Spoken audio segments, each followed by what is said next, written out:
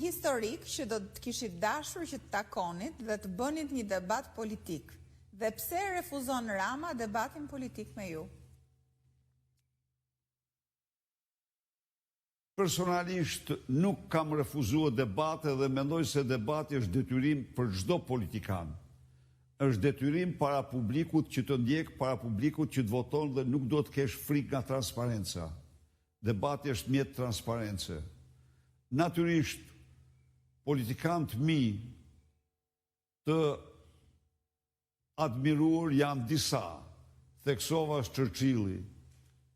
Kam admiruar guximin e jashtëzakonshëm të Mikhail Gorbachovit kur tha se Rusia është vendi i askujt, të Ronald Reaganit kur kërkoi rrëzimin e murit Berlinit, të Charles de Gaullit, i cili e bëri Francën, të Donald Trump, që pati guximin e jashtëzakonshëm të deklarojë si armiq më të rrezikshëm Shteteve të Bashkuara ekstremin e majt, që propagandon censurën, që sulmoj gjinit njerëzore, që u rikthye tek woke culture, një kulturë e revolucionit bolshevik dhe revolucionit kinez. Lume Hysi, lufta kundër korrupsionit është një fushë ku qeverisja e Partisë Demokratike ka treguar gjatë viteve 2005-2013, ka treguar që ja del. Cilat janë masat e reja që do të ndërmarrë qeverisja e ardhshme e Partisë Demokratike që të përmbush detyrimet dhe normat që kërkon BE-ja për anëtarësimin e vendit në Union? Zero tolerancë ndaj korrupsionit. Korrupsioni luftohet me ligje dhe zbatim ligjesh. Po ju jap një shembull. Duke parë abuzimet e tmerrshme që kjo qeveri bënte me blerjen e energjisë, Banka Botërore dhe Fondi Monetar i nxorën kartonin e kuq dhe i kërkuan të ndërtojë bursën, të blejë në bursë energjinë. Dhe ta shes në bursë energjinë. Po pse kjo? Sepse Lubi Balluku zbraste digat dhe ja ushqiste sekserve të saj energjinë me një çmim qesharak. Seksert e Lubis që e blinin me 40 euro, e shisin në bursë, ku mund ta shiste Shqipëria vetë, me 160 euro. 120 euro i ndanin me Lubin dhe mafjen e energjisë. Pra, në qoftë se zbatohen me rigoritet ligjet dhe transparenca, ju garantoj se ato janë gërshërt më të mira për luftën kundër korrupsionit.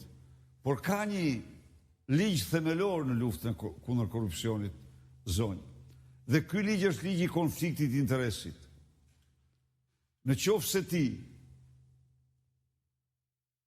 nuk lufton me zero tolerancë konfliktin e interesit në tendra, prokurime dhe në koncesione, ti faktikisht favorizon korrupsionin. Ishte e frikshëm vendimi disa partive që quhen të reja gjoja, por që në fakt janë patericat e Edi Ramës, kur i pash se futen familjarët e tyre në listat e mbyllura, nga 2 dhe 3 familjarë në listë të mbyllur. Imagjinoni ju një qeveri të tyre do ishte qeveri dhe familjarë. Do bërë atë si që bën Edi Rama sot, i cili ndan parat me Baxhanakun, ndan pronat me vllaun, ndan shuma me familjarët e vet, dhe këto janë origjina e tmerrshme e korrupsionit. Sikundër ministrat, me ligj nuk do mund të merren në asnjë mënyrë me prokurimet publike dhe koncesionet. Nuk janë marrë. Dhe kjo i bën ata syçelt ndaj korrupsionit ministrit e tyre. Do institucionalizohen dhe format tjera. Do bëhet një bilanc i përgjithshëm, një audit i përgjithshëm i vjedhjeve 12 vjeçare në mënyrë që të gjinen fondet ku kanë shkuar, tu rikthehen parat shqiptarëve, por që dhe shkurat mos mund të përsëritet më. Joni Pashaj, në Shkodër keni bërë premtimin se diaspora do të paguaj 3 herë më pak energji elektrike për biznesin dhe do të jetë 5 vjet pa taksa. Sa e realizueshme është kjo dhe sa është efekti që do të ketë në buxhet? I dashur Joni, tani thëmë të vërtetën për energjit, nuk do e paguaj vetëm diaspora, po do e paguaj çdo biznismen shqiptar. Energjia do zbres nga 18 dhe 24 lek që blihet sot, do zbres në 6 lek. I nderuar zotëri, në vitin 2013, energjia shit me 67 lek. Tani energjia do të jetë fiks 6 lek për çdo biznes.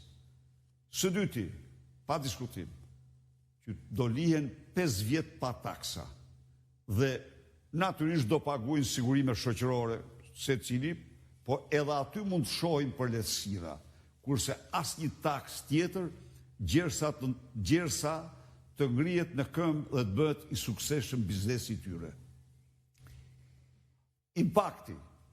Impakti në buxhet, asnjë impakt negativ. Asnjë impakt negativ, sepse këto janë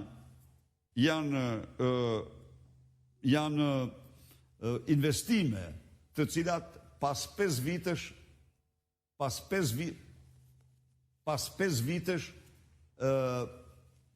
fillojnë dhe japin.